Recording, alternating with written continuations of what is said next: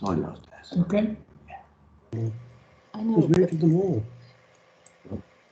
Okay, good evening, everyone. Welcome to the meeting of the City and County of Swansea. First thing, I suppose we need to apologise for not being able to supply you with mulled wine and mince pies prior to the meeting this year, but I think sooner we get rid of 2020, the better for everyone concerned. So there we are. Next year, perhaps. Okay, first item on our agenda this evening is apologies. Thank you, Chair. Thank you, Chair. I have apologies from councillors Richard Lewis, Paulette Smith, Gloria Tanner and Mike White. Okay. Are there any others? Anyone? No, no hands gone up. All right. Thank you. No. Item 2, disclosures of personal and prejudicial interests.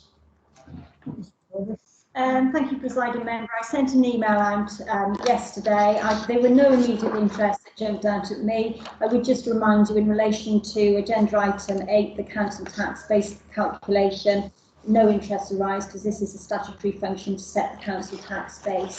Similarly, I've advised no interest arise just because you're members of the Pension Fund Committee or the Pension Board in relation to agenda item 9. Are there any other declarations anyone wishes to make?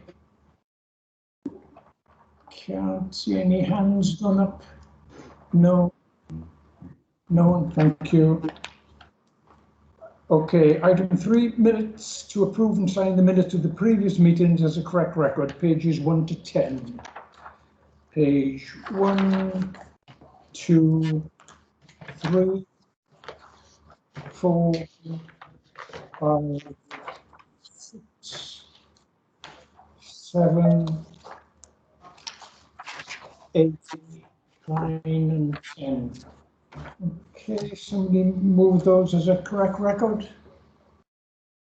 Move. You're all happy with them as a correct?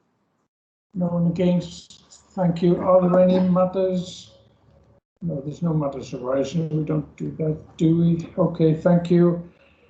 Item 4 on our agenda is written responses to questions asked at the last ordinary meeting of council, and that's on pages 11 and 12.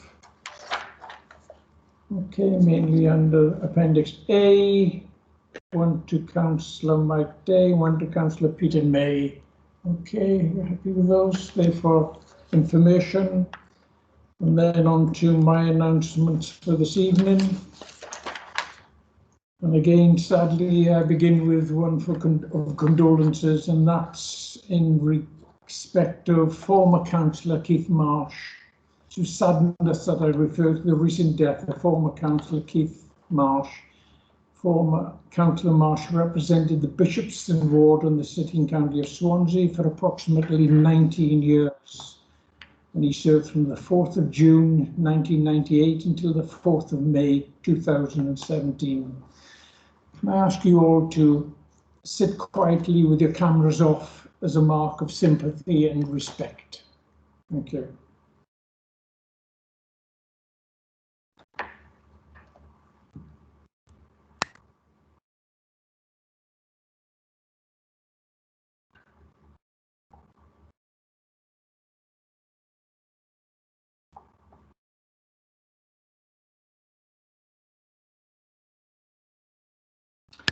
Okay, thanks very much. Thank you. Okay, the second announcement I have is to Nick Williams, the Director of Education. As you all are aware now, Nick is retired with immediate effect due to ill health. Nick helped to improve the authority's education service over many years and in different roles. I sincerely hope that his health improves over the coming months and years, and I would like to send him the best wishes for the future. I worked along with Councillor Rayner with Nick, and I found him as an excellent officer, always willing to go out of his way to assist members in any way he could. A tough act to follow, but I'm sure the Education Department will be up to it. But it's sad that Nick has had to leave us so early. Councillor Rayner, I understand you'd like to say a word. Thank you, Presiding Officer. If I may, following the announcement of Nick's retirement, many of you sent very kind emails to myself and the department. We forward those on to Nick, and in reply, and if you will allow me to read out, Presiding Officer, I would like to thank councillors for the support they have given me in my 5 years in Swansea. Also, of course, your support for all pupils in Swansea. Despite the difficult national financial position we have faced, I have always admired the way you have prioritised schools. I am very proud of the school building programme that has been undertaken, especially the new PRU and the support for the development of Welsh medium education in Swansea. The work with scrutiny has been rightly challenging at times, though always done professionally, and when appropriate, praising the work of the Education Directorate and our excellent schools. I have enjoyed working with the Education PDC, producing very useful reports to drive priorities forward. Finally, can I express my gratitude for your continued commitment to governing bodies? Thank you. I think that's a fine summary of some of the better points of education in Swansea, which Nick has contributed to so well. Can I also say yesterday we had a very unusual situation, a leaving party on Teams with loads of people on. I don't know how it was actually managed. It was very funny. It felt very intimate, very friendly, and I think Nick was extremely moved at the end of the evening. So thank you to all councillors and all officers. Okay, thank you, Councillor. Leader, I understand Leader wished to say a word. Yeah, thank you, Chair. Just echo what Councillor Rayner and yourself have said. Obviously, on behalf of the council, I want to thank formally Nick for all of his efforts over the years he's been here as Education Director. He's made a real difference to the delivery of education across Swansea. And of course, if it weren't for ill health, he would obviously be continuing. But I'm sure we would join in wishing Nick a long and happy retirement and every success in whatever he chooses to do next. Thank you, Leader. Okay. Thank you. Okay, my next announcement, and one a little more cheerful. I'm delighted to announce that Swansea is well represented in the ASPEA Service Awards. That's the Association for Public Service Excellence Awards, with 5 service areas shortlisted. These awards have been extremely competitive, with over 100 organisations taking part from across the UK. Only the very best submissions have been shortlisted in each category, and ours are Building Services for Workforce Initiative for the development of the in-house sprinkler initiative, the Building Services for the Best Team of the Year, Craig Keffin Park for Best Housing and Regeneration Initiative, Trading Standards for Team of the Year, and the Culture, Sport and Leisure Team of the Year. The winners from the 16th of December, so good luck to all those involved. That concludes my announcements, other than to mention under item 13, there's an amendment. That's item 13, Consultation Response Corporate Joint Committee. It's been circulated to all members. I'm sure you don't want me to read it out word for word. It will take us a little time, but if you're happy to accept that amendment when we come to the report, okay? Next item on our agenda is the announcements of the Leader of the Council. Councillor Stewart. Yeah, thank you, Chair. And just to add to what you said around the excellent recognition that we're getting in the APSI Awards, to add to that, we've been advised today as well that Swansea has been nominated as Council of the Year as well, following all of those nominations. So I think it's the 2nd or 3rd year now that we've had that accolade, and hopefully this year we'll be able to bring that prize home. So again, my congratulations go out to all of the departments, the teams and the cabinet members who've been getting us to a position where we can be recognised in that way. So it's a really good and positive story for Swansea Council. I also wanted to update members because they may have heard or read in the press the announcement around the Dragon Energy Island. As I have reported to Council a number of times now, we have not given up on delivering tidal technology in Swansea Bay. And whilst, of course, the original proposal was not in the end supported, this new proposal, which is entirely separate and entirely new, does have real potential for delivering that scheme in Swansea Bay. We've had positive discussions with both the UK and Welsh governments, and we hope to be in a position to announce something further on that in due course. I'd also say that, in terms of the announcement itself, DST, who are the company that are bringing together a consortium to look at this, and who are a Bridgend-based company developing a new type of battery technology, which potentially could be incorporated into a Dragon Energy Island. They announced earlier this week, which drove the announcements, not only that they are working with the government of West Virginia in the US to create a battery manufacturing facility there, but their intention is to also create a sister facility here in Swansea. And I know officers are looking with DST at a potential site for that facility in Swansea, which could create hundreds of jobs. So an excellent opportunity for Swansea, and a really positive sign that the Dragon Energy Island proposal is once again moving towards a point where it can be delivered.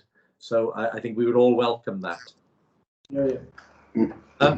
On less positive news this week, Chair, obviously we had the announcements that the deal between JD Sports and Debenhams had not proceeded, and that also the Arcadia Group was in some difficulties. I just want to report that obviously, as a council, myself and Chief Executive Phil Roberts had intervened with Debenhams management earlier in the year to try and ensure that the Swansea store stayed open. I know the Chief Executive and other officers have been in discussions with Debenhams, and obviously we are open to discussions with both the management of Debenhams and any new owners that may come forward for either the Arcadia Group or Debenhams itself. We're also in detailed discussions with Welsh Government officials, and we will make sure that we do all we can to protect jobs and protect those businesses in the city centre. We've been in contact as well with our colleagues in Cardiff and Newport, because obviously cities are disproportionately impacted when national chains fail. And of course, this isn't a local problem to Swansea. It is something that clearly has affected retail across the UK. But we commit, as we have done, to do all we can to try and support businesses and keep jobs in Swansea.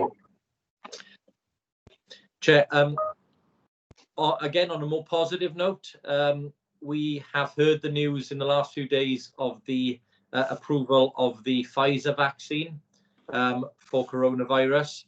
And all being well, I can report from our health board call today that we hope to see the first stocks of the vaccine in Swansea and available to be delivered next week.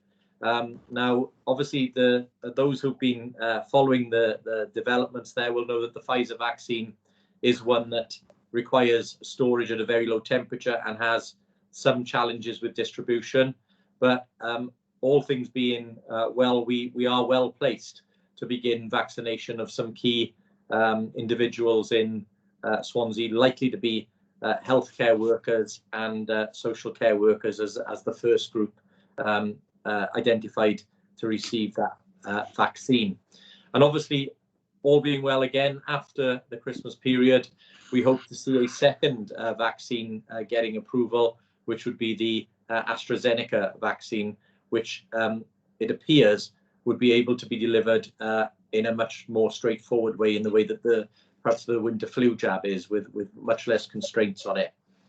So again, you know, it's been a really, really difficult time for all of us. Everybody has found it difficult during the lockdown. Businesses have found it incredibly difficult, and obviously there are further restrictions which will apply from tomorrow. But there is light, it appears, at the end of the tunnel, and hopefully towards the early part of 2021, we should have a very good idea about how that vaccine programme can help us move out of a phase where we've had to endure restrictions for coronavirus. So, I mean, hopefully, Chair, it's a sort of goodwill message to say goodbye to 2020, which has been a truly awful year, and hoping for the best for 2021.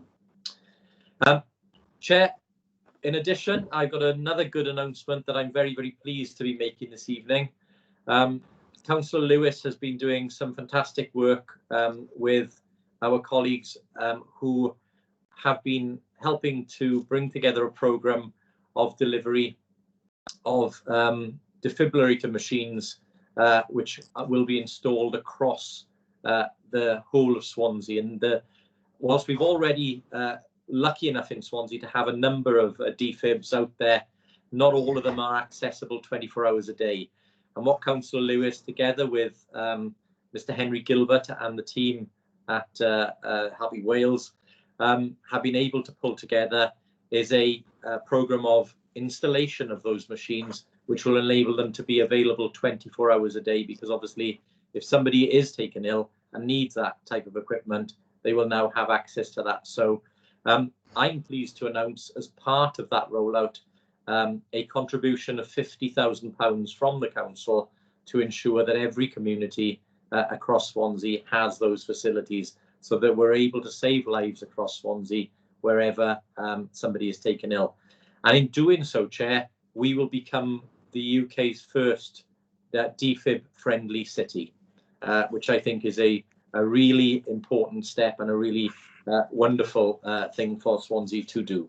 So, Chair, that concludes my announcement, and I'm sure all members will be grateful and welcome the investment in defibs across the anchor. Good. Okay, thank you, Leader. Thank you. Okay, on to item 7. Chris Holly. Sorry, Chris. Yeah, Chris, sorry, I didn't see your hand, but Chris. Okay, thanks, Presiding Member. Can I echo the comments that the Leader made about Debenhams in the quadrant? You know, it is really sad news, and I hope that, you know, and it's pointless blaming anyone in particular, because the retail market right across the country is, and possibly in the rest of Europe and in North America, is taking a massive hit because of COVID. But prior to that, there was problems with online shopping, and I think, you know, it is really a bad news for our city. And let's hope that someone can come in and actually take over that particular store and make it work. And it's also very good news about the defib machines. Well done, Andrea. Thank you. Thank you, Chris. Okay, Councillor Mary Sherwood. It's not. Thank you. Thank question you, and answer Presiding session. Member. No, since we're talking about defibrillators, I really did want to just thank and congratulate my ward colleague, Councillor Irene Mann, who some months ago now completed a skydive to raise funding for a defibrillator, which we now have in Uplands Centre. It's great that there's going to be more across the city, but I just wanted to thank Irene for that. Diolch. Okay, thank you. Well done, Irene. Right, okay, then on to public questions. We have 2 this evening. The first one is from Mr. John Childs. John, ask your question, please.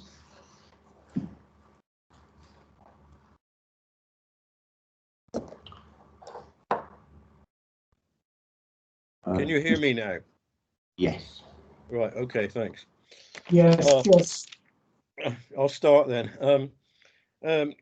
I'm very disappointed that there's been no further progress that's been made regarding reducing the exposure of Swansea Pension Fund to financially risky climate change, causing investment in fossil fuels since declaring the climate emergency. However, regarding the rest of the climate action plan, I would like to congratulate the authority on setting a good example by adopting an ambitious target of being carbon neutral by 2030. Will you be undertaking a public consultation to help monitor your progress, and also to engage stakeholders like the universities and NHS, and indeed the general public, in adopting similar ambitious targets? Okay, thank you for that. Who's going to take it? Is that Clive going to take that? Yeah, thanks, Presiding Member. If I take the first part in respect to the pension fund aspect of the question, and Councillor Lewis may want to come in on the second half of Mr. Childs' questions. Yeah, so thanks, Mr. Childs. Thanks for the question, and thanks for giving us the written submission in advance. I am disappointed by the question because I happen to think this is an excellent report for the pension fund of Swansea, and shows real progress in moving away from carbon-intensive emissions that are created by some of the companies that we invest in. I know we have regular exchanges, Mr. Childs, and continued lobbying of the pension funds, and I think we both agree on what the eventual outcomes that we would both like to see. Yes. But I think that, and again, we agree that continued investing in that high-intensity carbon emission industries is not financially sustainable. And that is why we've set ourselves on this policy, on this programme of moving away from those types of investments.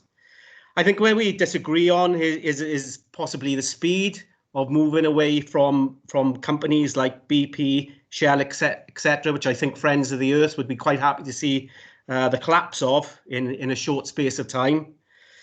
But even if we were to follow that type of policy, I would only be reporting here today an achievement of a reduction of exposure to carbon emission fossil fuel type investments of 25%, and not the 47% that I'm reporting. This policy that we've adopted moves away from companies and investments with high emissions, because it's not only the likes of BP and Shell, Royal Dutch Shell, that have a carbon footprint. All the companies that we invest in have a carbon footprint. And so it would be remiss of me as the chair of the pension fund to just solely focus on what seems to be, by some pressure groups, the flavour of the month. I'm really disappointed that Mr. Childs and Friends of the Earth have failed to recognise the new investments that we've made in the time that we've adopted this policy. Over £250 million into low carbon equities, investments into affordable middle income housing that we hope to see in our local areas, investments into infrastructure, and investments into solar and wind green energy products. These are the type of investments that are going to provide the financial return of the future, and those are the investments that we are actively pursuing. I'm really proud of this report, despite Friends of the Earth and Mr. Childs' disappointment. I think we are recognised in Swansea as one of the most progressive green investment strategies. We have one of the most progressive green investment strategies of all the pension funds in the UK. And I know Mr. Childs is particularly concerned about the financial sustainability of the pension funds if we continue to invest, as he says, around the likes of BP and Royal Dutch Shell. But can I reassure you and reassure him that the pension fund has never been in better financial shape. In its last triennial valuation in 2019, we had assets of 2.1 billion. Through our investment strategy of taking equity protection insurance, we've managed to stave off some of the impacts that has been caused earlier this year through the coronavirus crisis and the drop in the FTSE and the like. We have one of the highest achievements in being a funded pension fund policy, 97% funded. And that in turn saves the council taxpayer of Swansea in having to set aside monies that would normally have to top up the pension fund in terms of the contributions. So through this strategy, the Swansea Pension Fund has never been in better financial shape. And I hope that we'll continue to pursue these policies to continue to reduce our exposure to high carbon emission equities and businesses and move into the greener, more progressive and financially sustainable investments that we've sought to do through our financial strategy. Thank you, Councillor Lloyd. Councillor Andrew Lewis. Thank you, Presiding Member, and I'm afraid I have to wholeheartedly agree with Councillor Lloyd. I don't share Mr. Child's disappointment with our pension fund. I actually think we've got a pension fund that we should be extremely proud of, and the achievements to date have been nothing less than outstanding. And I pass my thanks on to Councillor Lloyd as the chair of the Pension Fund Committee, and I know that they're continuing to focus on this moving forward and have received awards in recognition of this. I do, though, thank Mr. Child for the question around consultation and him welcoming our ambitious target to reach net zero in 2030. As John Child will know, we did, before we even got to this stage, carry out engagement through the Policy Development Committee, and also held an engagement session with the Environment Centre, where I believe Friends of the Earth were represented. And so they have already had some influence in this current report that we have before us today. That said, we won't be stopping on the journey in terms of engagement and consultation with our wider stakeholders, our partners and the public and the Environment Centre, and that will start in the new year. We have to continue that conversation. There were plans to have an open market stall event where we could have our departments represented. We could tell the public what we're doing and engage with the public about what we should be doing or what areas we could focus on. But unfortunately, that event hasn't gone ahead due to COVID and social distance restrictions. But as soon as we are able to, we will plan to do that. But as I see it, Presiding Member, engagement will be a continual, ongoing thing. It's important that we keep monitoring this document. Will be a live document, a live action plan. And the voices of the people of Swansea are critically important, not just for us to reach net zero as a council by 2030, but for the wider city and county and all its residents and incumbents and businesses and traders and other public sector organisations and the universities to reach net zero by 2050. And that is very much a collaborative effort, and engagement is going to be critical and key. So I can give a cast iron guarantee, Presiding Member, that we will be engaging and that engagement will be continual. Okay, good. Thank you. All right, thank you for those full answers. Second question we've got is from Rebecca Evans, member of the Senate. Rebecca, welcome. I think you're the first Senate member to appear before us and ask a question, so please go ahead. Wonderful. Thank you, Chair. The efforts made by Swansea Council to assist businesses during the coronavirus pandemic with access to public spaces and pavements has been really helpful and tremendously popular, and I'm really grateful to the council for everything that you've done in that regard. But with the further restrictions now announced in terms of continuing to deal with the public health emergency, would the council consider reviewing the car parking charges to see if assistance can be given to the traders in that manner too? Thank you. That should be Councillor Mark Thomas, Cabinet Member. Yes, thank you, Chair. Thank you, Rebecca, for the question. We have been looking at this. As you're aware, we recently introduced reduction in city centre car park charges, and we have been looking for some time about what we can do down in Mumbles, because it's not served by free car parking like in some of our other shopping centres, and we've been looking for some time about how and what we could do, and trying to look at what would be the most beneficial reductions or tariff reductions we could in place that would bring the best benefit. So, for example, quite a popular time spent down there is people pop in and park for 1 hour, but we didn't feel that that was the best one to target, because we want people to be attracted to the core town centre of Mumbles particularly, but spend time there as well and have a meal or drink or do some shopping. We looked at and considered the all-day tariff and maybe reducing that, but I think as recently as Monday of this week, after government's recent announcement about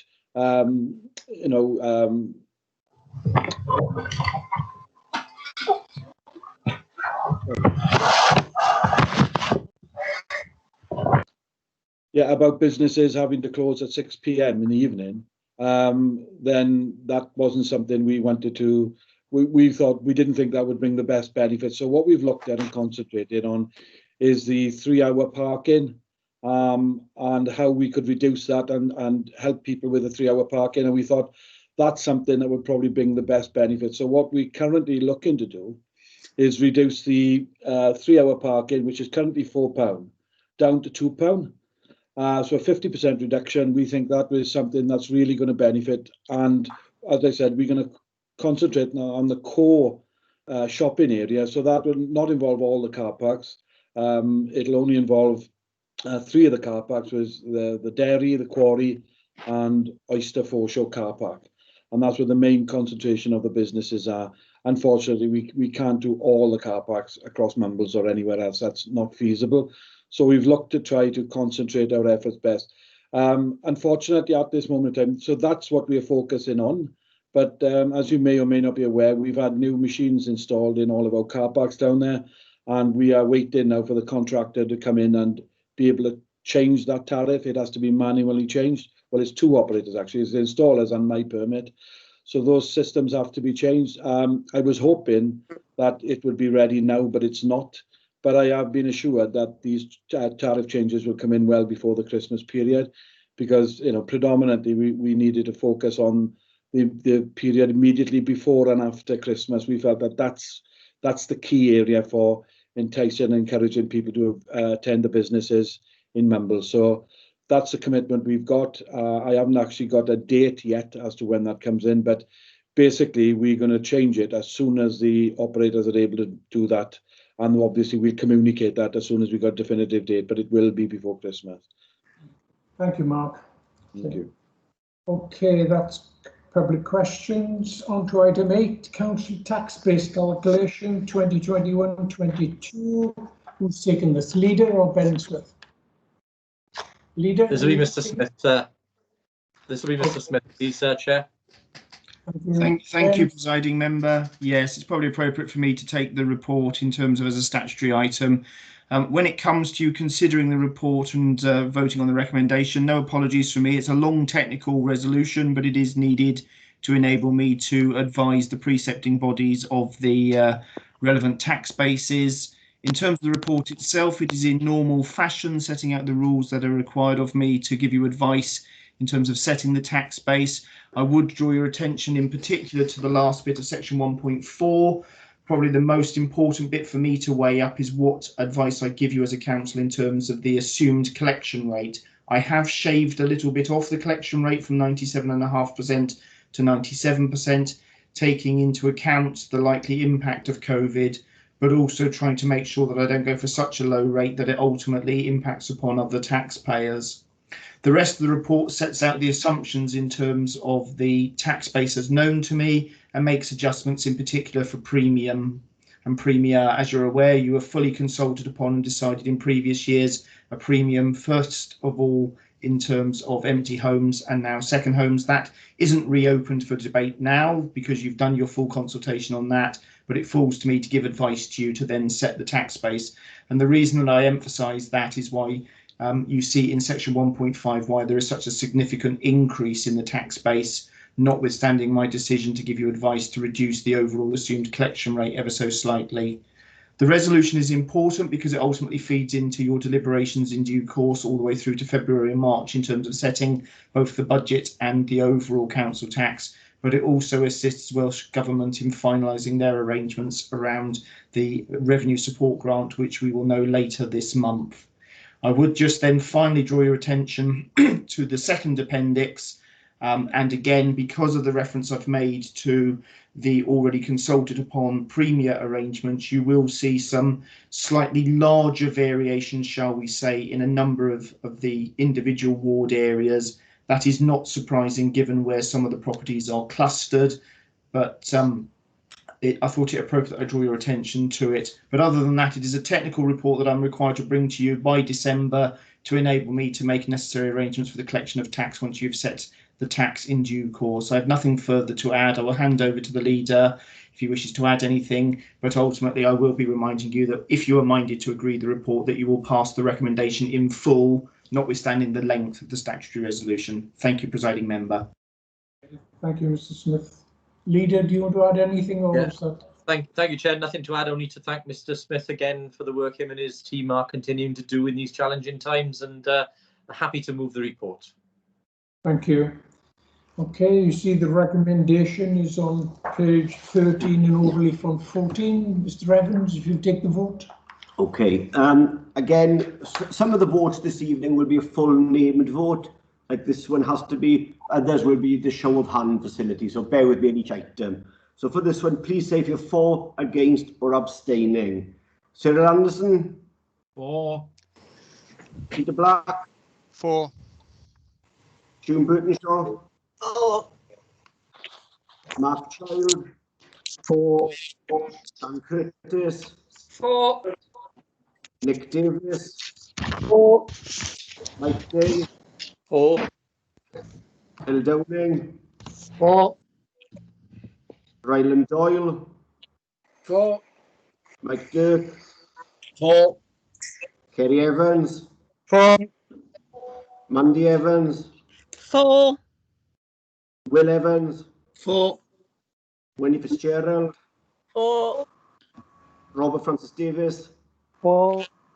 Steve Gallagher? For. Louise Gibbard? For. Fiona Gordon? For. Kevin Griffiths?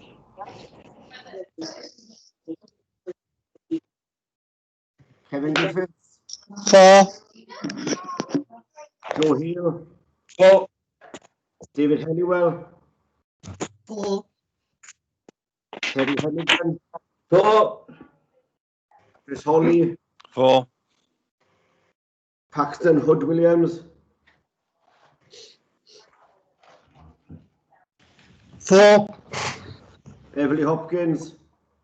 For. David Hopkins? For. Oliver James? For. Linda James?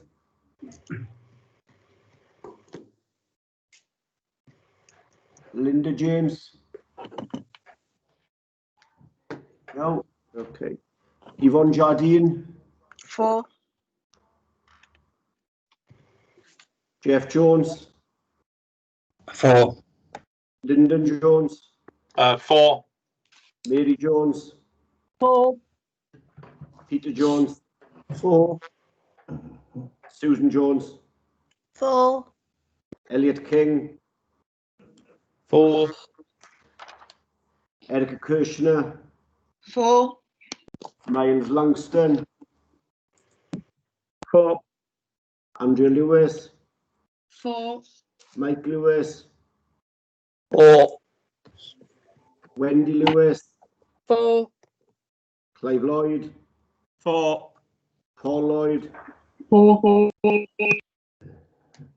Irene Mann? For. Penny Matthews? For. Peter May? For. Hazel Morris? For. David Phillips? For. Cheryl Philpott? For. Sam Pritchard? For. Alison Pugh, 4. Ian Rayner, 4. Christine Richards, 4. Kelly Roberts, 4. Bridget Rowlands, 4. Mary Sherwood, 4. Robert Smith, 4. Andrew Stevens, 4.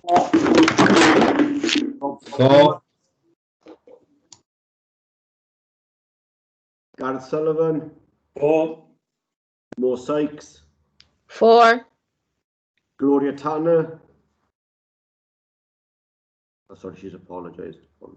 Des Thomas, 4. Graham Thomas, 4. Mark Thomas, 4. Will Thomas, 4. Linda Tyler Lloyd, 4. Gordon Walker,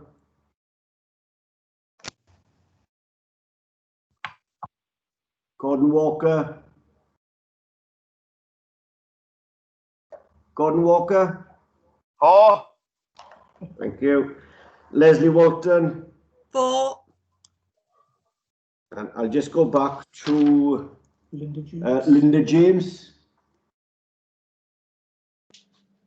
No. Okay.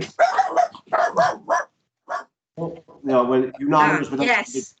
Oh, was that Is that Linda? I just managed to unmute it, and the answer is 4. That's unanimous. Thank you very much. Thank you very much. Okay, item 9, pension fund update on climate change. Councillor Clive Lloyd. Thank you, Presiding Member. Can I start by firstly apologising to the movers of the motion back some time ago now, last October, was it? I think we were on schedule to bring an update in June, but for various reasons, some COVID related and some logistical problems in agenda in the item, we're a few months behind. So apologies to the movers for that. But I think it's a report that's absolutely worth waiting for. And can I say at the outset, I'm absolutely proud and privileged to be chairperson of the Swansea Pension Fund Committee at a time where we're able to, as I outlined in my earlier public question response, at a time where we're able to exert such influence on changing the dynamic and the way, the strategy that the pension fund operates under. The report there's parts of the report that are quite technical in terms of the way that we've had to carry out the measurements of our exposure to carbon emissions and the like. And Mr. Dong, I know, is available to answer any of those technical questions. But from the outset, I think it's just worth reminding ourselves how important the pension fund is to the employees of Swansea Council and its value in that respect. So there's 47,000 members of the Swansea Pension Fund who have worked or are working not only for Swansea Council and Neath Port Talbot Council, but for some other local employers like housing associations and colleges. And contrary to the view of many in the right-wing media, Daily Mail, for example, and Ian Duncan Smith, these are not the gold-plated pensions that the public sector workers are often accused of hoarding. And the average pension in Swansea is about £4,500. It's worth noting as well that over 2/3 of the membership are female members, many of whom have worked part-time throughout their career, holding multiple jobs. So I take the responsibility, and I know my fellow committee members take the responsibility of ensuring that we're able to fund the pension scheme of its liabilities and as seriously as possible. Swansea pension, or the local government pension scheme, is quite unique in terms of the public sector as well, because it's a fully funded scheme, and that basically means that we rely on a portfolio of assets to fund current and future liabilities. And as I said earlier, the pension fund and its investment strategy has put us in a position where we've never been more able to meet those liabilities. At the last valuation, as I said, the pension fund was valued at £2.1 billion. And just to put that into context and come back to the responsibility that I have as a chair of the pension fund, the full council assets of Swansea Council were the pension fund is worth about £500 million more than that. So that makes it even more important that we actually carry out our duties in the most eloquent and well-trained manner that we possibly can. Traditionally, the legislation around decisions on investment strategy has focused on purely a fiduciary duty. That is, absolutely getting the best return that we can for our members. And while that sounds logical, obviously, for the reasons that we outlined earlier, in terms of the world is changing and the need to invest in over the medium to long term in the investments that are going to give us the best return, the traditional high intensity fossil fuel type investments are no longer sustainable. The whole market is starting to recognise that and has recognised that for a number of years now. And it's incumbent on us, and the legislation has been passed to allow us to not only pursue that fiduciary duty, but also take into account environmental aspects that will allow us to make decisions to get us the best return. And I think that's what we've been doing for the reasons that I've highlighted earlier. So the new investments that have come around that the current pension fund committee have been key in pursuing around, like I said, investments in green energy, solar, wind, infrastructure, housing, for example. These are the sort of things that are going to give us the returns that we will continue to need to deliver for the members of the pension fund. And I'm really proud that we've taken the mantle in pursuing this investment strategy. And we are recognised now as one of the most progressive green pension funds within the UK. I think we were one of the first, certainly in Wales, certainly in the UK, to carry out that assessment of what our exposure to fossil fuel and carbon emissions was within the pension funds. It's quite a technical process, as I said, but it's really important that we understood with a baseline of where we were starting from to achieve that policy. And in turn, you know, we have a duty as members of the pension funds making those decisions to have the correct training and knowledge to be able to make those decisions on an ongoing basis. So as I said earlier, we get lobbied all the time, and I get lobbied by different pressure groups and Friends of the Earth and these sorts of groups. And I think we agree we want the best outcomes and the same outcomes eventually, because the world is changing. We can't carry on with the high levels of burning of fossil fuels that we've had historically, and the Paris Agreement and all these sorts of pieces of legislation, and make it incumbent on us to take note of those and build it into our investment strategy going forward. But it's not just the likes of oil, gas and coal, the BPs, the Royal Dutch Shells that have a carbon footprint. Indeed, from our looking at our exposure to fossil fuels and carbon emissions, we've identified that many of the other investment companies that might not necessarily be up there with the high fossil fuel burning companies have a carbon footprint. So our strategy is to influence those companies to make sure that they adhere to the green policies that we expect. And we make it quite clear in our meetings with these investment houses and these investment companies of what our expectation is in terms of their behaviours and consequently our willingness to invest. So this holistic approach, we think, is the best way to achieve a full holistic reduction. Interrupt, you're allowed, you should be 3 minutes, you've taken 9 currently. Sorry, presiding member. It's such a subject I'm enthused by. I'm losing track of time. But I'll finish up quite succinctly, presiding member.